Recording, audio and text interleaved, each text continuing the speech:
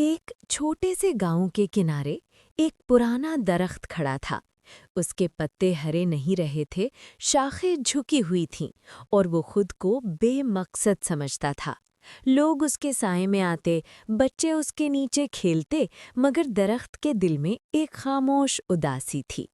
ایک صبح ایک ننھی سی پرندہ اس کی ٹوٹی ہوئی شاخ پر آ بیٹھی۔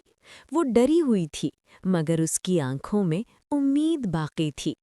درخت نے سوچا، میں بوڑھا ہوں، یہ بھی مجھے چھوڑ دے گی، مگر وہ ہر روز واپس آنے لگی۔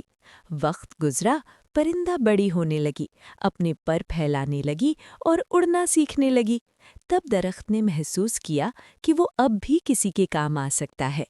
پھر ایک دن طوفان آ گیا، تیز ہوائیں، موسلا دھار بارش۔ ننھی پرندہ کانپ رہی تھی، مگر درخت نے اپنی شاخوں میں اسے محفوظ کر لیا۔ طوفان کے بعد پرندہ بولی، آپ نے مجھے بچایا اور مجھ پر یقین کیا۔ اس لمحے درخت کو سمجھ آ گیا کہ وہ بیکار نہیں تھا۔ ایک دن پرندہ اڑی اور آسمان میں گم ہو گئی، اور درخت نے سکون محسوس کیا، کیونکہ وہ جان گیا تھا ہر پرانا وجود، ہر ٹوٹی ہوئی شاخ کسی کے لیے امید بن سکتی ہے۔